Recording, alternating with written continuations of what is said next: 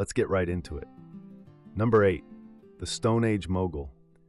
Imagine your biggest financial concern isn't the stock market, but whether a saber-toothed tiger has decided your cave looks like a great spot for its new timeshare. Welcome to the Stone Age, where wealth wasn't measured in gold, but in not being dead. You couldn't exactly flash a Rolex to impress the neighbors, mostly because clocks hadn't been invented, and your neighbors were probably trying to figure out which berries wouldn't send them on a one-way trip to the spirit world. So, who was the Jeff Bezos of 10,000 BC? We don't know his name, but we can build a pretty clear picture of his portfolio. Forget venture capital. This guy invested in survival. He wasn't rich because he had a pile of shiny rocks. He was rich because he had the best anti-dying starter pack. His wealth was a strong tribe, a squad of ferocious hunters who could take down a woolly mammoth without becoming a prehistoric pancake, and expert gatherers who knew the difference between a tasty mushroom and a hallucinogenic nightmare. This Stone Age Rockefeller didn't live in a mansion. He lived in a prime piece of real estate, a cave.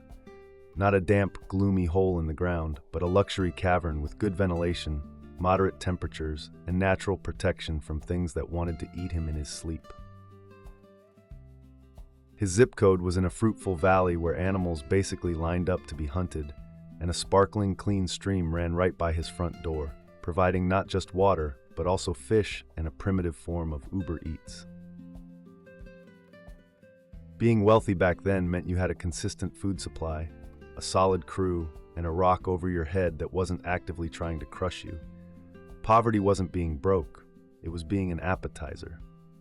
So while we can't name the richest caveman, we know he was the one who woke up every morning, looked at his non-leaky cave roof and thought, yeah, life is good. Basically, he was rich because he was alive, which, to be fair, is a pretty solid metric. So while we can't name the richest caveman, we know he was the one who woke up every morning, looked at his non-leaky cave roof and thought, yeah, life is good. Basically, he was rich because he was alive, which, to be fair, is a pretty solid metric. Number 7. The Bronze Age Bling King. Fast forward a few thousand years, and humanity collectively decided that living in caves was a bit passé. Welcome to the Bronze Age, where society hit an exponential growth spurt. We went from banging rocks together to forging metal, building villages, and most importantly, writing things down. Which is great for us because now we have actual names to go with the piles of wealth. Enter King Solomon, ruling the kingdom of Israel around 970 BC. This guy wasn't just rich, he was ludicrously, almost comically rich. We're talking about a level of wealth that makes modern billionaires look like they're managing a moderately successful Etsy store. According to ancient texts, which, let's be honest, might have been prone to a little exaggeration, Solomon's kingdom raked in 666 talents of gold in a single year. That's over 18,000 kilograms of pure, unadulterated bling. At a time when money hadn't even been invented yet, gold was the ultimate status symbol, and Solomon was basically swimming in it. How did he get so loaded? The usual kingly stuff: taxes, savvy trade deals, and controlling major trade routes that acted as the ancient world's internet, connecting Africa, Asia, and Europe. But Solomon also diversified his portfolio with mining, agriculture, and massive construction projects. He didn't just have a personal fortune, he had the entire nation's treasury at his disposal, which is like having a black card with no credit limit and the bank is you. His estimated net worth? Somewhere in the ballpark of $2.5 trillion. But here's the kicker. The Bible, our primary source for all this, also mentions that Solomon had 700 wives and 300 concubines. 1,000 women. So not only did he have more money than God, but he also had a social calendar that would make a rock star weep. Forget work-life balance. This guy was playing life on cheat mode. Now we slide into the Iron Age, which sounds like an upgrade from the Bronze Age, but was really more of a chaotic sequel. After a brief societal hiccup where everything went a bit sideways, humanity got back on track, and the main difference was, well, they started using iron. Groundbreaking, I know. But with new metals came new opportunities for someone to get ridiculously rich, and that someone was King Croesus of Lydia. Croesus, who reigned from 560 to 546 BC in modern-day Turkey, was so fabulously wealthy that his name literally became a catchphrase. For centuries, if you wanted to say someone was loaded, you'd say they were as rich as Croesus. It was the ancient world's equivalent of calling someone a Rockefeller. His kingdom had a river literally filled with electrum, a natural gold and silver alloy. It's like his country was just spitting out money. But Croesus wasn't just sitting on his pile of precious metals. He revolutionized it. He's credited with minting some of the world's first standardized gold and silver coins, essentially creating a centralized currency to strengthen his economy. He didn't just have money, he invented money as we know it. But here's where the story takes a turn. Croesus's immense wealth, estimated at around $500 billion in today's money, came with an equally immense ego. Feeling pretty good about himself, he decided to challenge Cyrus the Great of Persia, a rising empire that was clearly not to be messed with. Before launching his attack, Croesus consulted an oracle, as one does, who prophesied that if he went to war, he would destroy a great empire. Naturally, Croesus interpreted this as a green light. Spoiler alert, the great empire he destroyed was his own.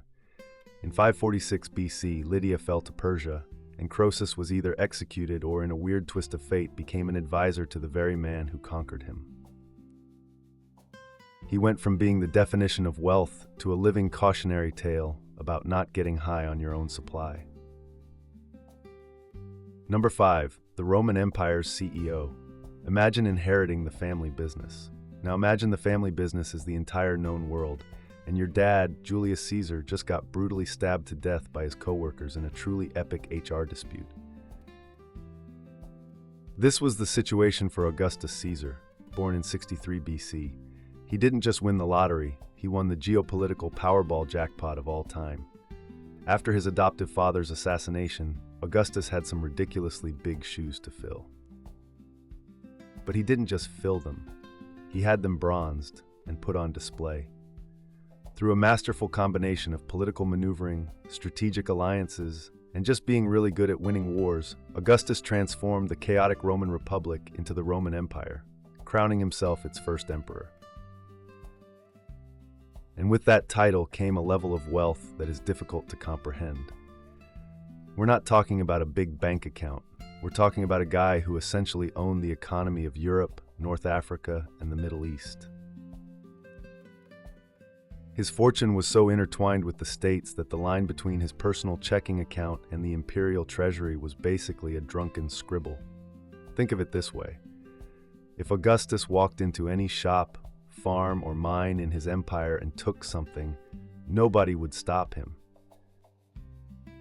It was all technically his. Historians estimate his personal wealth was equivalent to $3 to $4 trillion in today's money. At one point, he personally owned the entire country of Egypt. Not a piece of land in Egypt, all of it. It was his personal property, like a summer home, except it was a massive ancient civilization. Forget being the 1%. Augustus Caesar was the 100% of the 1%. He wasn't just a player in the game, he owned the board, the pieces, and the rule book. Number 4. The conqueror who didn't care about cash. What if I told you that one of the wealthiest people to ever live probably had less personal bling than a modern-day SoundCloud rapper? Meet Temujin, born in 1162, a name you probably don't recognize, but you definitely know his other name, Genghis Khan. This man didn't build a company. He built the Mongol Empire, the largest contiguous land empire in human history, stretching from the Pacific Ocean to Eastern Europe. If wealth is measured in land, this guy was the undisputed champion of all time. The estimates of the Mongol Empire's value under his control are absolutely insane, running as high as $100 trillion. So case closed, he's the richest, right? Well, not exactly. Here's the twist. Genghis Khan didn't care about personal wealth. At all. He wasn't building golden palaces or collecting rare art. He lived in a yurt, wore the same clothes as his soldiers, and ate the same food. All that plunder, all those resources, all that immense wealth his armies conquered, he plowed it right back into his military machine to fund more conquering. His entire economic policy was basically more horses, more arrows, more conquest. He was less of a king and more of a terrifyingly effective CEO whose only business was expansion. While other rulers were counting their gold, Genghis Khan was counting his soldiers and planning his next hostile takeover of, another country. His wealth wasn't something you could put in a vault. It was a living, breathing, horse-riding engine of destruction and domination. Trying to calculate his personal net worth is pointless. He had access to functionally infinite resources, but lived a life of nomadic modesty. Unless you're Steve from Minecraft, you can't exactly carry $100 trillion worth of gold in your back pocket while riding across the Eurasian steppe. Number 3, the man who made it rain gold. Imagine being so rich that you can single-handedly cause a decade-long recession in a foreign country just by being generous on vacation. That wasn't a hypothetical. That was Mansa Musa, the ruler of the Mali Empire in the 14th century. When it comes to the sheer, jaw-dropping spectacle of wealth, nobody in history has ever put on a show like this guy. His empire controlled West Africa's vast salt and gold reserves at a time when gold was the measure of everything. Musa's legendary status was cemented during his pilgrimage to Mecca in 1324. This wasn't a simple road trip. He traveled with an entourage of 60,000 people. Think about that. That's the population of a small city going on a field trip. And everyone and everything was dripping in gold. His caravan included thousands of servants and soldiers, plus a train of 100 camels, each reportedly carrying hundreds of pounds of pure gold dust. As he passed through cities like Cairo, he didn't just spend money, he gave it away. He handed out so much gold to the poor and in the local markets that he completely destabilized the region's economy. The value of gold in Egypt plummeted and didn't recover for over a decade. He literally broke money just by being nice. While his estimated net worth is around $400 billion, a figure that, while huge, is less than some others on this list, it fails to capture the reality of his wealth. Mansa Musa wasn't just rich on paper. He was a walking, talking display of unimaginable opulence. If you saw a man leading a parade of 60,000 people and 100 gold-laden camels, you wouldn't be estimating his net worth. You'd probably just assume he was the god of money taking a stroll. Number 2, the banker who pulled the strings. Let's jump to the early modern era. Imagine being so rich, you don't just lend money to kings, you decide who gets to be a king. Meet Jacob Fugger, a German businessman who was basically the entire financial system of 16th century Europe rolled into one person. He started in his family's textile business, but quickly realized that selling cloth was small potatoes. The real money was in being the guy who bankrolled everyone else's ambitions. Fugger became the primary banker for the Holy Roman Emperors and the Vatican. Let that sink in. He was handing out massive loans to the most powerful people on the continent, like they were his kids, asking for allowance. He financed the political campaign of Charles V, ensuring he became Holy Roman Emperor. When the Pope wanted to build the new St. Peter's Basilica, it was Fugger who bankrolled the construction. To make that money back, he got involved with the sale of indulgences, literal get-out-of-hell-free cards, which got a certain monk named Martin Luther so riled up that it sparked the entire Protestant Reformation. Yes, this one banker's business dealings accidentally caused a continental religious schism. On top of being a kingmaker and a pope's wallet, he also established a near monopoly over Europe's copper market. His estimated net worth was $400 billion, which was about 2% of Europe's entire GDP at the time. Unlike the hazy figures of antiquity, Fugger's wealth is incredibly well documented. He wasn't a king, but he was the guy the kings called when they were broke. He proved the real golden rule. It's not the one with the crown who has the power, it's the one with the gold. Number 1. The child emperor's fortune. Giving a 13-year-old control over an entire empire sounds like a recipe for absolute disaster. It's like letting a toddler fly a 747. But every once in a while, the kid actually lands the plane. Enter Akbar the Great, who ascended to the throne of the Mughal Empire in India in 1556 at the tender age of 13 after his father's sudden death. Instead of immediately running the empire into the ground in a flurry of teenage angst, he did the opposite. He created one of the wealthiest empires the world had ever seen. Under Akbar's rule, the Mughal Empire became an economic juggernaut, responsible for an unbelievable 25% of the world's entire GDP. A quarter of all the money on earth flowed through his domain. This wasn't just from plunder, it came from incredibly fertile agricultural lands, a sophisticated system of taxation, and the control of key trade routes. And unlike the famously modest Genghis Khan, Akbar knew how to spend his cash. His courts were legendary for their opulence, a dazzling spectacle of wealth and culture. So, what was his personal cut? It's tricky. The empire's wealth was estimated to be in the tens of trillions, but that wasn't all his.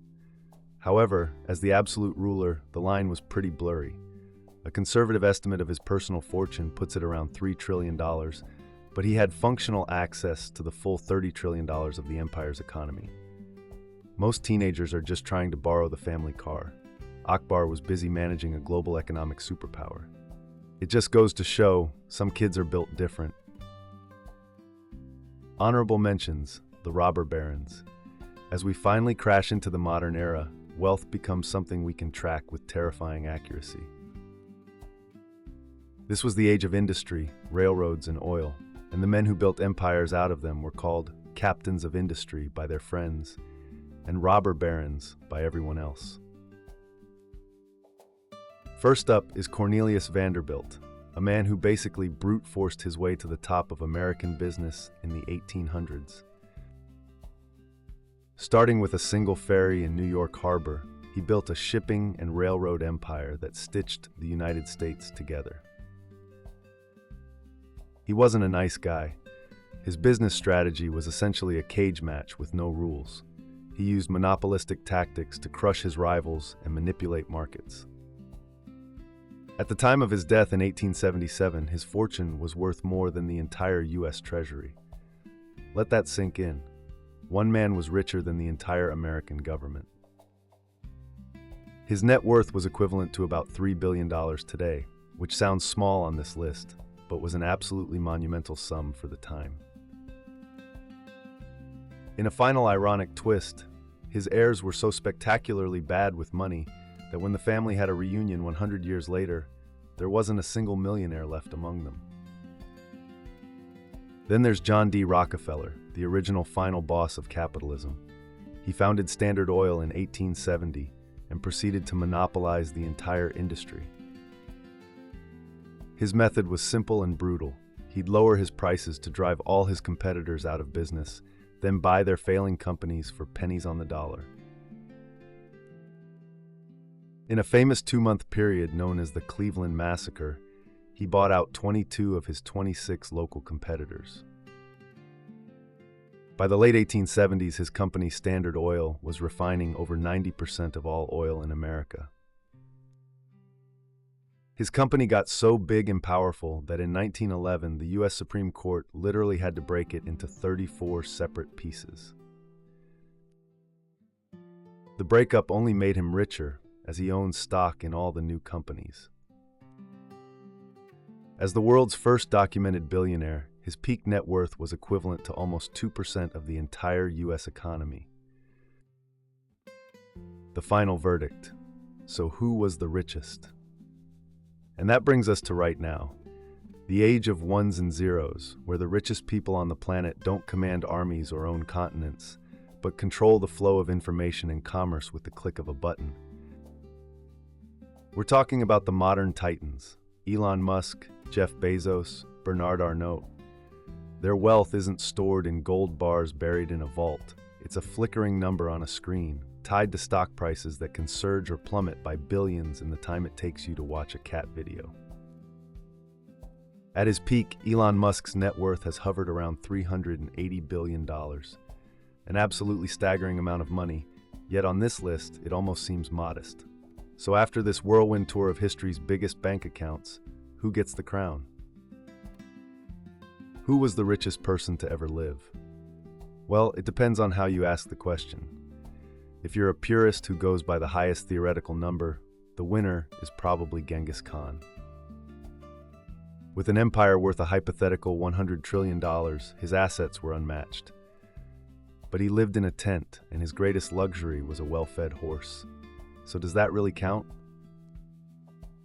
If you're basing it on the sheer, unadulterated spectacle of wealth, the person who most looked and acted like the richest person alive, then the champion has to be Mansa Musa. The man's vacation literally broke the concept of money for an entire country. That's a flex nobody has ever topped. But if you ask me, the answer is more complicated. Let's be honest, would you really trade places with any of them? Would you want to be a medieval king with $1 trillion, but you die from an infected tooth at age 40, your toilet is a bucket, and your only entertainment is a man juggling poorly? I would argue that someone with a minimum wage job in America today lives a far better, more comfortable life than nearly every king on this list. We have medicine that actually works, climate control, instant communication, and the entire history of human entertainment available on a glowing rectangle in our pocket. That is a form of wealth you just can't measure in gold. So for my money, the richest person in all of human history is whoever is the richest person right now. Someone like Elon Musk gets to have the insane fortune and enjoy it in an era with modern medicine, technology, and flushing toilets. He gets the best of both worlds. What's the point of having a mountain of gold if you can't use it to buy antibiotics or a decent Wi-Fi connection? So yeah, it turns out the greatest luxury isn't a golden throne, it's penicillin and a stable internet connection. History is filled with rich dudes I wouldn't trade places with for a second. Subscribe for more reasons to be glad you weren't born in the past.